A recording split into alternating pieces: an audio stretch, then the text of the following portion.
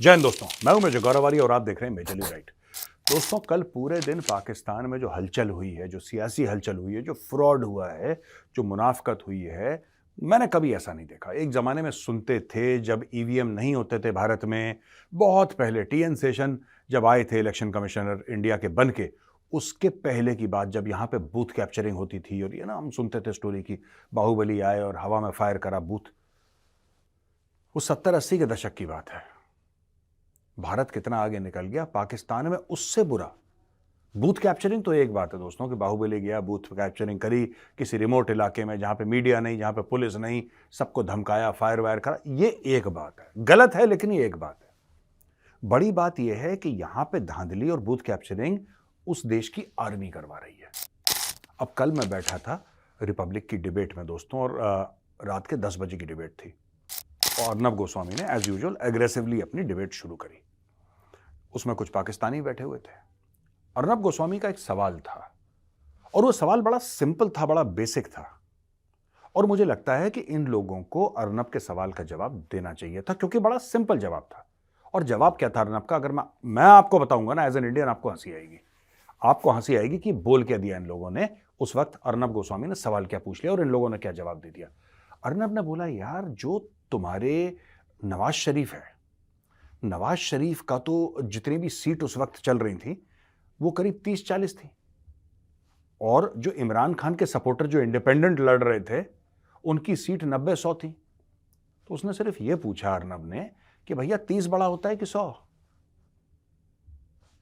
30 बड़ा होता है कि 100?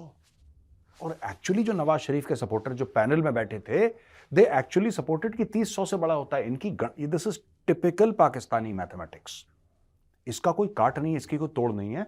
और दोस्तों, जब इनको ऐसा लगा कि हमारा प्यादा यानी कि नवाज शरीफ चुनाव हार रहा है, he is losing the elections, right, तब इन्होंने क्या करा कि हर जगह इंटरनेट ऑफ, मोबाइल ऑफ, ये बैलेट बॉक्स से बैलेट निकालो, छाप के दूसरे भरो, इसको मारो, इसको एक पूरा माहौल करके। और टीवी तो वहां का बिका हुआ है। एक होता है कि टीवी रूलिंग पार्टी की सिंपैथेटिक है या नहीं है। यहां पे पाकिस्तान में सिंपैथी वाला मामला नहीं है। भारत में ऐसा हो सकता है आप कहें कि ये टीवी चैनल है, ये एंटी गवर्नमेंट स्टांस लेता है, ये TV channel pro government stance लेता है। ऐसा होता है भारत में, ऐसा अमेरिका में भी होता है। पाकिस्तान में अलग स्टोरी है। वहां पे ना प्रो है ना एंटी, वहां पे सीधी बात है कि आर्मी हेडक्वार्टर से कॉल आया है कि बेटा तुम्हें यह गाना गाना है और तुम ये गाना गाओगे। अगर तुम ये गाना नहीं गाओगे, जब तुम नीचे उतरोगे अपने स्टूडियो की सीढ़ियों से, तो सामने काली वीगो खड़ी है। वीगो वो गाड़ी है दोस्तों जो कि आईएसआई वाले प्रेफर करते हैं। आईएसआई के पास किसी भी पाकिस्तानी से पूछो कि वीगो खड़ी है, तो फिर देखना पेट में पानी जैसा हो जाएगा, माथे पे पसीना, टांगें कांपना शुरू, क्योंकि नीचे स्टूडियो की वीगो खड़ी है। सबको यही बोला है कि वीगो खड़ी है नीचे, बाकी आपकी जो मर्जी। सब लोग वही बोल रहे हैं जो फौज चाहती है। अब मैं आपको बताता हूं, अमेरिका ने नोटिस लिया है पाकिस्तानी इलेक्शंस का और अमेरिका ने बोला है कि पाकिस्तानी आर्मी के ऊपर जांच पड़ताल होनी चाहिए, ये लोग धांधली कर रहे हैं चुनाव में, राइट। मैं आपको बताता हूं क्यों। देखिए, ऐसा है दोस्तों कि ऐसा नहीं है कि पाकिस्तान में क्या हो रहा है चुनाव में उससे अमेरिका को फर्क पड़ता। अमेरिका की तरफ से पाकिस्तान कल भाड़ में जाता है, आज भाड़ में जाए, आज भाड़ में जाता है, इसी वक्त भाड़ में चला जाए। इशू कुछ और है। इशू ये है कि उसको ये पता है कि धांधली पाकिस्तानी फौज किसके कहने पर करवा रही है। कहीं ना कहीं अमेरिका को यह पता है कि पीछे खड़ा है चीन। अब कैसे खड़ा है पीछे चीन, यह भी सुन लीजिए।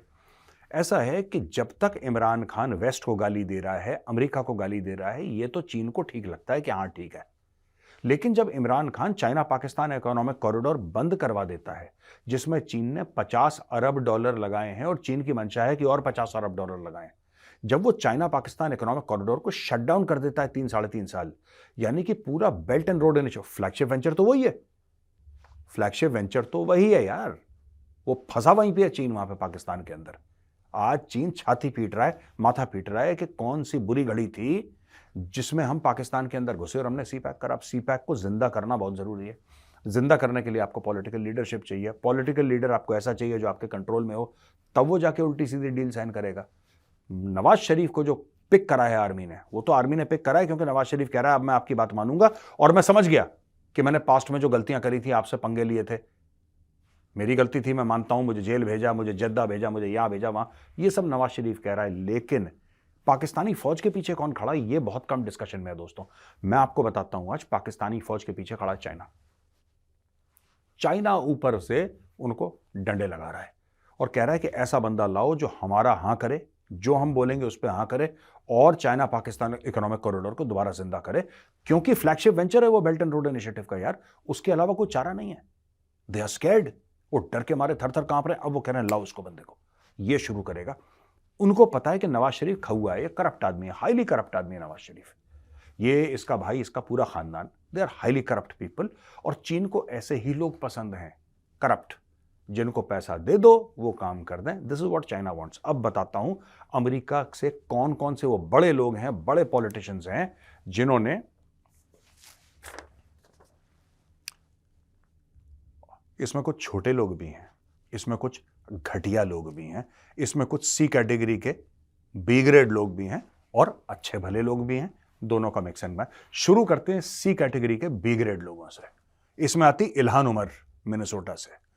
ये कहती है कि भाई मैं बड़ी ट्रबल्ड हूं, मुझे बड़ा दुख है कि पाकिस्तान के चुनाव में इंटरफेरेंस करा है। Legitimacy of any government rest on fair elections, free of manipulation, intimidation और फ्रॉड। ये सब इसने, इल्हान उमर ने बात करी। मैं बता रहा हूं, ये ओसामा बिन लादेन की सगी बहन है, रेडिकल इस्लामिस्ट, राइट। जब मैं सगी बहन कहता हूं, मैं ये नहीं कहता असल में सगी बहन है, मुहावरतन कह रहा हूं, सगी बहन है ये ओसामा बिन लादेन की, और बहुत हार्डकोर रेडिकल इस्लामिस्ट। इसने चोंच क्यों खोली अपनी भी? इसने चोंच इसलिए खोली है क्योंकि इसने इमरान खान से पैसे ले रखे हैं। ये फोटोग्राफ देखिए, फोटोग्राफ देखिए, ये इल्हान उमर है इमरान खान के साथ खड़ी हुई। इल्हान उमर गई थी पाकिस्तान ऑक्यूपाइड कश्मीर, जब ये प्रधानमंत्री था इल्हान उमर इससे मिली, और बाद में जब आके ये आई और ये गई लाइन ऑफ कंट्रोल पे, और इसने भारत के ऊपर जहर उगला है। आज की तारीख में ये क्यों कर रही है, क्यों इमरान खान के सपोर्ट में खड़ी है? क्योंकि इमरान खान ने इसको खजूर दिए हैं, इसने पैसे प्राप्त करे, ये इसने मुंह खोला है। अब है Jasmine Crockett. Jasmine Crockett Texas की हैं। ये कहती हैं कि we are very concern by manipulation, I agree with State Department. Basically US के स्टेट डिपार्टमेंट ने बोला है कि probe against Pakistan army, Pakistan army की जो धांधलेबाजी है उसके खिलाफ प्रोब करा जाए, उसके खिलाफ इन्वेस्टिगेशन करा जाए, छानबीन करी जाए। उसके अलावा रो खन्ना है कैलिफोर्निया के, ये भी बड़े चिंतित हैं। सूजन वाइल्ड है, ग्रेग सीजर हैं, वाक्विन कैस्ट्रो हैं, ये सारे के सारे हैं जो कहते हैं कि पाकिस्तान के खिलाफ कार्रवाई होनी चाहिए। ये अब आवाज़ें आपको यूके से भी आएंगी एक आध दिन में, आपको जर्मनी से आएंगी, फ्रांस से आएंगी, हर जगह से आवाज़ें आएंगी कि पाकिस्तानी फौज ने कर दी धांधली। पाकिस्तानी फौज की ताकत कहाँ से आती है यार? ये पावर कहाँ से है? इतना पावर कहाँ से आया? मैं आपको बताता हूँ। पाकिस्तानी फौज को इस मुकाम पर बैठाने वाली पाकिस्तान की आवाम है दोस्तों, जो आज रो रही है ना कि वोट को इज्जत दो। जो पाकिस्तानी आवाम रो रही है कि धांधली कर दी, तुम लोगों ने बनाया था इनको खुदा, तुम लोगों ने इनको मसीहा बनाया था, तुम लोगों ने बोला था कि हां। क्यों? देखो, सबसे पहले तुम्हारे दिल में हिंदुओं के खिलाफ और भारत के खिलाफ जहर था, जहर था शुरू से। तो हिंदुओं को मारने के लिए, हिंदुओं को काटने के लिए तुम्हें फौज चाहिए थी। और वो फौज, क्योंकि तुम्हारी नफरत इतनी ज्यादा थी हिंदुओं से, इतनी ज्यादा थी भारत से, इतनी ज्यादा नफरत थी, इतना ज्यादा जहर था हमारे लिए तुम्हारे दिलों में, तो तुमने एक फौज को बोला कि नहीं, हम तुम्हें सारे इख्तिदार देते हैं, सारी अथॉरिटी देते हैं, हम तुम्हें सब कुछ देते हैं, तुम चिंता मत करो, बस तुम हिंदुओं को परेशान करो। तो हमारे ऊपर जंगें मसल्लत करी गई, हमारे ऊपर जंगें डाली गई, फोर्स करी गई, चाहे 47-48 की बात हो, चाहे 65 की हो, चाहे 71 की हो, चाहे 1999 कारगिल की हो, हर जगह पाकिस्तान ने हमारे ऊपर जंग फोर्स करी, हमारे साथ इंसर्जेंसी करवाई, टेररिज्म करवाई। टेररिज्म कहां पे? कश्मीर और पंजाब में, और जगह इंसर्जेंसी फंड करी, टेरर बॉम्ब ब्लास्ट फंड करे। चाहे आप 1993 मुंबई बॉम्ब ब्लास्ट ले लें, चाहे आप 26/11 ले लें, चाहे आप पार्लियामेंट अटैक ले लें, चाहे आप अक्षरधाम टेंपल का अटैक ले लें, चाहे आप दिल्ली में जो सरोजनी नगर में ब्लास्ट हुए थे वो ले लें, आप पूरे भारत में जहां जहां ब्लास्ट हुए हैं आप उसको देख लीजिए, आपको पता लग जाएगा। पाकिस्तानी ISI का, पाकिस्तानी आर्मी का जहां जहां पे हाथ है, it's very clear. That is why Pakistan has been put in FATF। दुनिया मानती है कि पाकिस्तान ये सब बेवकूफ़ी करता है, ये गलत क्रिमिनल हरकतें, टेररिस्ट एक्ट्स करता है, इसलिए पाकिस्तान को FATF में डाल रखा है, एक नहीं 4-4 बार। तो दोस्तों, कहने की बात यह है कि आज जो पाकिस्तानी कौम छाती पीट रही है ना, कि हमारे साथ दगा हो गया, हमारे साथ फौज ने धोखा कर दिया और फौज को बैरकों में रहना चाहिए, फौज को बाहर नहीं आना चाहिए। इस फौज को तुम्ही ने तो मजबूत बनाया था। जब तक ये हिंदुओं पे अटैक कर रही थी, इंडियंस पे अटैक कर रही थी, तब तक ये फौज बढ़िया थी। यही फौज तुम्हें डस रही है, तुम्हें काट रही है, तुम्हें बड़ा बुरा लग रहा है। अक्सर जो मेरा मुहावरा है, जो मैंने खुद बनाया है, मैन्युफैक्चर्ड बाय मेजर गौरव आर्या, वो मुहावरा मैं आज दोबारा सुना देता हूं कि सपोले को दूध पिलाओगे तो बड़ा होकर खरगोश नहीं बनेगा, वो बड़ा होकर सांप बनेगा, और डसना सांप की फितरत होती है।